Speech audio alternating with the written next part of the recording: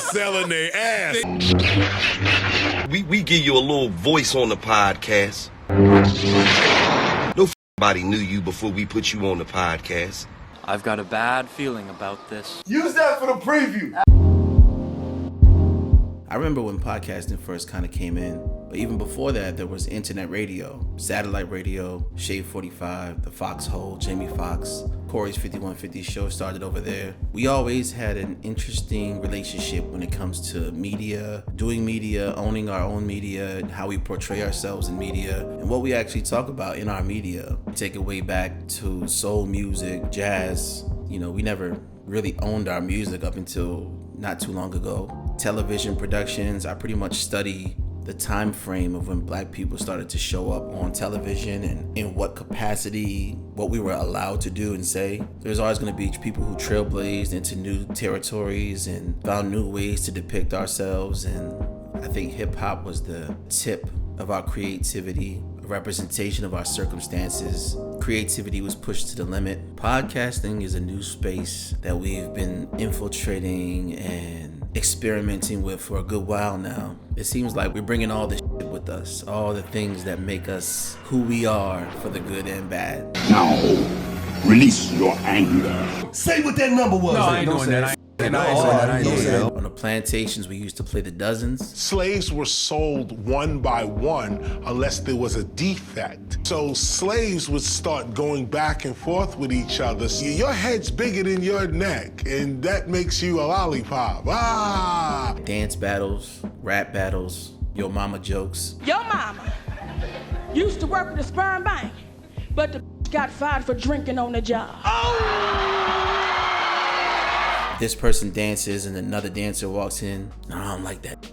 If you sing and another singer walks in, I don't like him. It seems like there's a lot of that going on in the podcast space, the YouTube space in general. Sometimes I wonder if the way media was being done for the past 100 years, we've kind of been taught that if there isn't just a glaring problem all the time, it's like watching a movie. If it doesn't have conflict in the movie, it's kind of boring. Reality television shows, if it's not edgy, it's not good. I wonder sometimes if people just create issues for themselves, problems for themselves to solve, or to make content out of people. So now that we podcast, what are we doing with our microphones? I appreciate the independent space of podcasting right now. It could take media, and specifically black media, into a new trajectory of what we can do with media in the future. But right now we're watching pretty much a group of men just going at each other, bragging about money. Gillie and Wallow is the highest paid black podcasters in the game. That's not what the list says.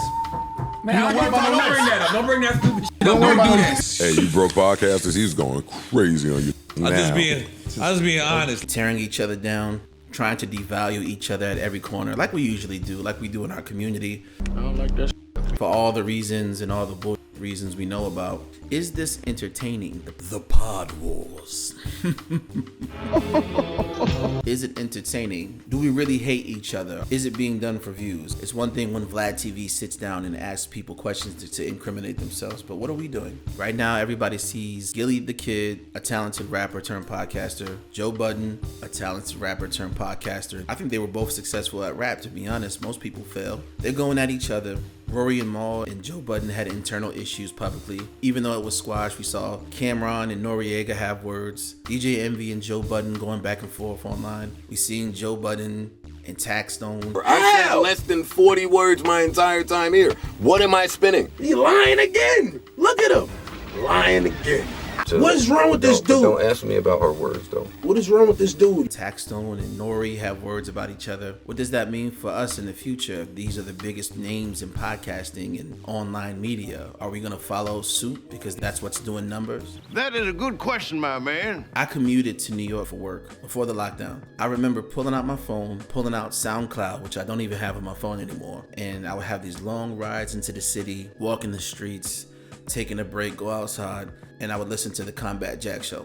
Growing up, we always listen to music. We need the music to do this. When you got a girl over, you put on music. When you go into work, you put on music. You go to the gym, you put on music. But I was hitting the age where, all right, I need something else. I discovered the Combat Jack Show, and I remember living with that show.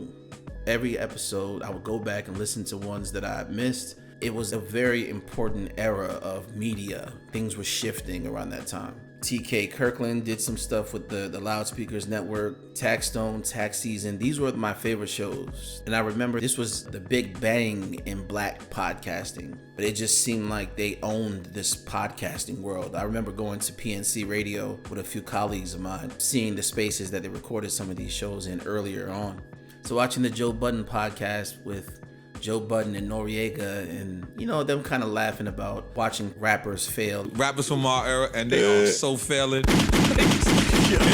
Yo, isn't it great? It's great to see. No, telling you, it's great to see people fail. I remember back when Noriega was on Taxstone's podcast, and him suggesting that he should podcast. He did Taxstone show. Shout out to Taxstone because he changed Nori's mind, because Nori came back from that interview saying to himself that he saw himself in Tax and says, I can see myself doing this now. I remember Joe Budden and Taxstone getting into it on camera. These are things that happened so long ago, only people who are really checking for it remember them. We see the Hassan Campbells and Whack 100s online going at each other. Bring your ass, since you that tough, bring your, hey, I'm telling you, bring that asshole out here, bro. It seems like the 50-year-olds are all fighting each other publicly for whatever reasons. Maybe that's just something culturally they're used to. A lot of the YouTube media kids are all working together. They had the internet growing up. They had social media growing up. They had YouTube growing up, so maybe that plays a part. They have issues with each other sometimes. Exactly. Shut the f up. You don't know. You don't know. I sit on stream. I haven't been on stream in 9 days. Southside Atlanta. Okay, cool. I'll be in Atlanta. Podcasting is a different space, I suppose, but when you look at the media and YouTube, kids they got a whole group together, living together in a house. They got groups together. They're making millions of dollars together instead of competing against each other. I'm just curious if we don't see the value in that. A lot of the things that I'm learning online, I'm learning from 22-year-olds about technology that I didn't know, or different approaches when it comes to websites and social media.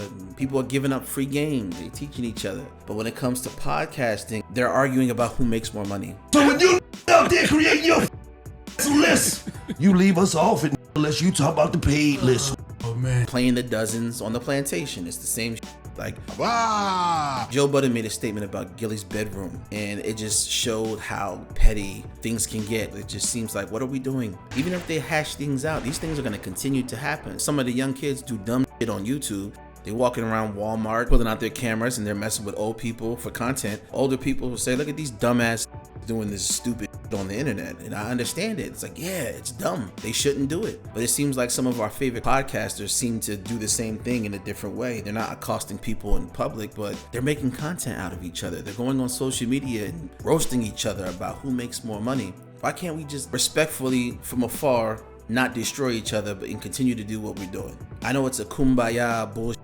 statement. We always have to have the visibility of chaos. We've heard Joe Budden use the term the podfather, and respectfully, he is trailblazing right now. But in my opinion, Combat Jack is the podfather. I am your father. Combat Jack is the podcast king. Rest in peace. Is the reason why all these people are sitting down with microphones. Are we gonna see a Biggie and Tupac situation in podcasting? That would be wild. And I wouldn't put it past. It seems like, most of the rappers of a certain age can't make it to 25 without getting jailed or killed or something heinous happening to them. A lot of these people go on Clubhouse and talk about, when I see you on site, it's going to turn into some shit. Why does it have to be that way? Because you just said you proved me wrong, and I'm saying you haven't proved wrong. Everybody heard the recording. Am I being an idealist? Probably. When the legends get on the microphone and talk, everyone's gonna run, save the clip, go to their plug channels and talk about it for 10 seconds and then let it play. They're gonna monetize off of your issues the same way famous podcasters monetize off of other people's issues. And it's a round and robin of bullshit. People trailblaze to get in, build the house up from the inside out, and then burn the house down ourselves and say, who burned this house down? Are you following the so-called pod wars? Are you enjoying it? Do you think they should chill? Do you think it's going too far? Let me know in the comment below, and don't forget to like and subscribe right quick.